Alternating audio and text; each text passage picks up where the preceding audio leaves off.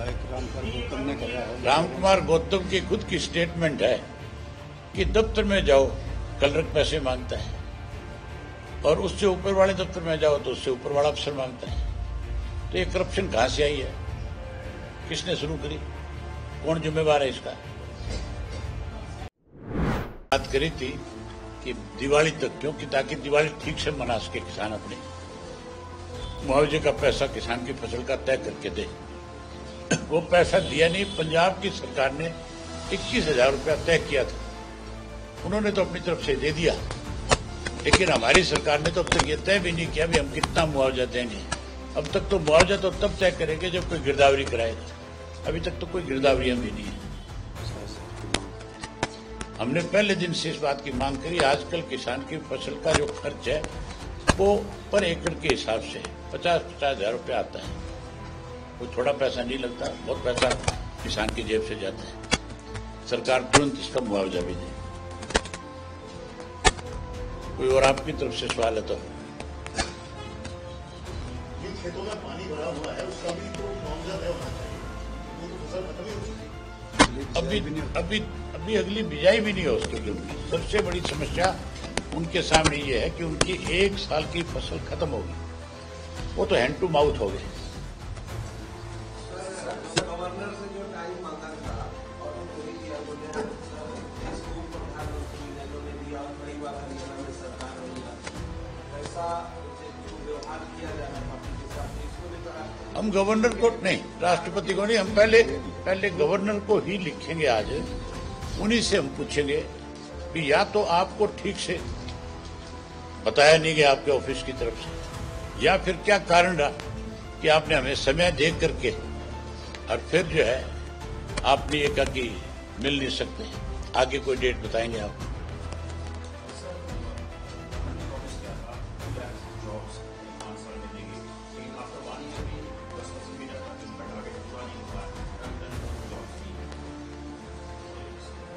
अभी भी हजारों पोस्टें जो है खाली पड़ी है। इरिगेशन एक ऐसा डिपार्टमेंट है जो किसान के साथ जुड़ा हुआ है, जिसमें 10,000 से ज्यादा पोस्टें आज वैकेंट है। अगर वो पोस्टें नहीं भरी जाएंगी तो फिर मान के चलो कि वो डिपार्टमेंट और ज्यादा कमजोर होते चले जाएंगे। पोस्टें खत्म कर दीजिए। पोस्टें खत्म कर दी। आपने देखा नहीं, पीएचडी की हुई लड़कियां नहरों पे बेलदार लगा दी। इससे ज्यादा शर्म की बात क्या हो सकती है? क्या कोई लड़कियां नहरों की रात को पहरेदारी करने का काम करेगी? क्या लड़कियां नहर की सफाई का करने का काम करेगी?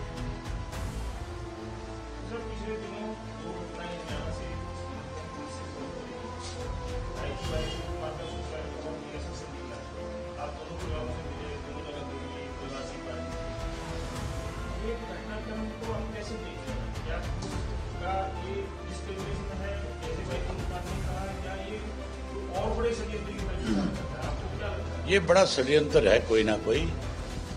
इसकी जांच सीबीआई से होनी चाहिए। सिटिंग हाई कोर्ट के जज की निगरानी में होनी चाहिए। इनके परिवारों की तरफ से भी ये मांग थी और हमने भी पहले दिन ये मांग रखी कि हरियाणा प्रदेश के अंदर लॉ एंड ऑर्डर की हालत बहुत ज्यादा खराब है। अब तो पुलिस के अधिकारी भी सुसाइड करने पे मजबूर हो रहे हैं। तो इसकी जांच हो, निष्पक्ष जांच हो, लोगों को पूरी जानकारी मिले। आज भी हम फिर ये डिमांड करते हैं कि इसकी निष्पक्ष जांच हो, सीबीआई इसकी जांच करे और हाई कोर्ट के सिटिंग जज की निगरानी में इसकी जांच हो।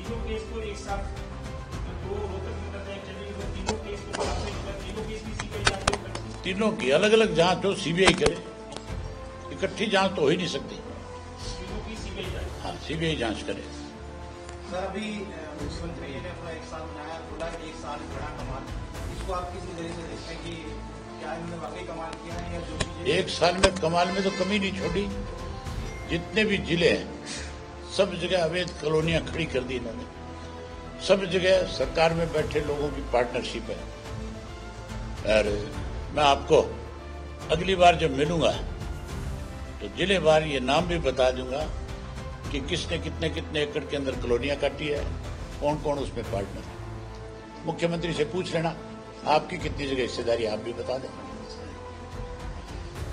अभी पिछले दिनों मनोहर लाल खट्टर कह रहे थे, प्रेस कॉन्फ्रेंस कर रहे थे, कह रहे थे कि गरीब घरों के लोग जब मुख्यमंत्री बने हैं तो कईयों को तकलीफ है। हमें तकलीफ इस बात की है सबसे बड़ी कि नाम गरीब घर का कहते हैं और लूट के खा गए प्रदेश को। ये प्रदेश चौधरी देवीलाल ने इसने नहीं बनाया था कि कोई भी लुटेरा है जिसको लूट करके ले जाए। उनके विधायक रामकुमार गौतम ने कहा है, रामकुमार गौतम की खुद की स्टेटमेंट है कि दफ्तर में जाओ क्लर्क पैसे मांगता है और उससे ऊपर वाले दफ्तर में जाओ तो उससे ऊपर वाला अफसर मांगता है। तो ये करप्शन कहां से आई है, किसने शुरू करी, कौन जिम्मेवार है इसका?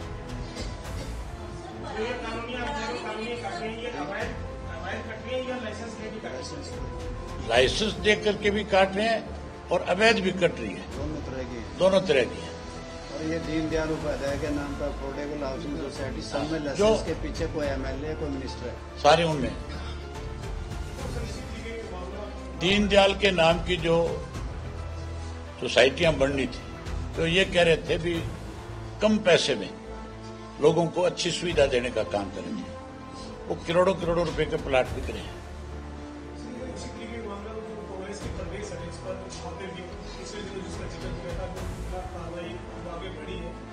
हमने उसकी ड्यूटी लगाई है हमारे लीगल डिपार्टमेंट की, वो उसकी जानकारी ले रहा है और हम बहुत जल्द एक चिट्ठी विजिलेंस डिपार्टमेंट को भी लिखेंगे, सरकार को भी लिखेंगे कि आपने 11 साल 12 साल तक इस सारे मामले को ठंडे बस्ते में डाल के क्यों रखा।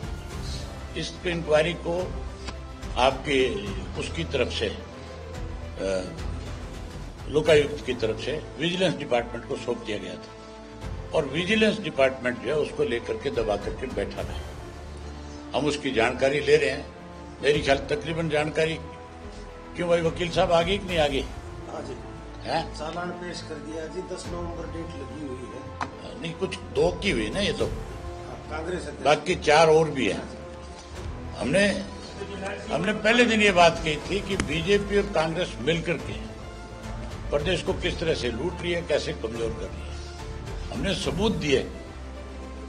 सबूत आने के बाद तो सरकार की जिम्मेवारी बनती थी कि उसकी जांच करवाते और जो दोषी थे उनको जेल की सलाखों के पीछे भेजते। अब तक क्यों नहीं किया इन्होंने?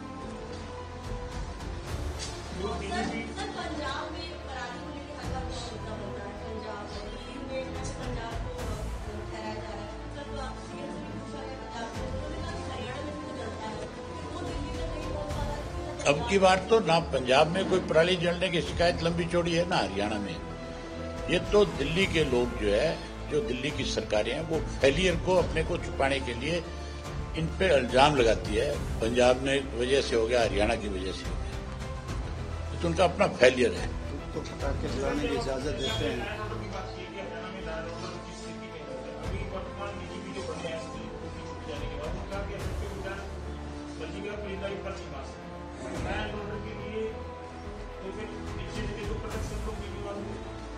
आप मुझे ये बताओ, 11 साल से सरकार है बीजेपी की, अब परिंदा पर क्यों नहीं मारता? पहले क्यों मार रहा था? कौन जिम्मेवार है इसका? ये कह करके क्या सरकार अपने आप को बचाने का प्रयास कर रही है या अपनी गलतियों को छुपाने का काम कर रही है? सरकार को ये स्वीकार करना चाहिए कि हमारी कमजोरी की वजह से, हमारे गलत फैसलों की वजह से हरियाणा प्रदेश का नुकसान हुआ है। सर, पिछले दिनों आपने एक कैंपेन चलाया था और कहा था कि जो लोग पार्टी छोड़ के चलते हैं उनको वापस लाया जाएगा।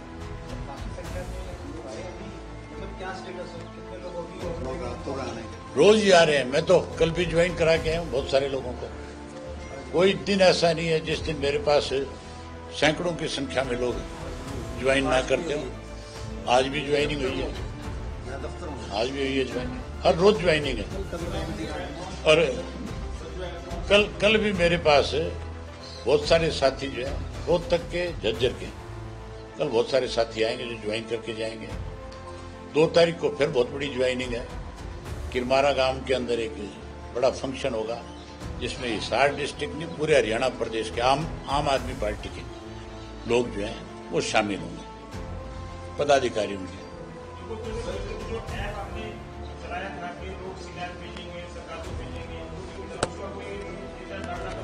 आना शुरू हो गया, उसके ऊपर लोगों की कंप्लेंट आने लगी।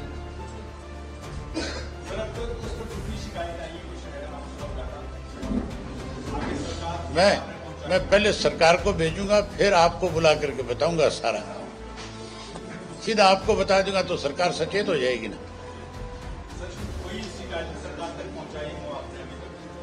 मेरे पास जितनी भी शिकायतें आ रही है, मेरा ऑफिस जो है उन शिकायतों को आगे सरकार के अलग अलग डिपार्टमेंट को भेज रहा है। उसके लिए आप ये मान के चलो कुछ समय लगता है। हर चीज को आप एक दिन में हाथ में सरसों नहीं उगा सकते, ये संभव नहीं है। बहुत धन्यवाद। चाय पीनी आपने सबने, चाय पी करके जाओगे। बहुत धन्यवाद। हाँ।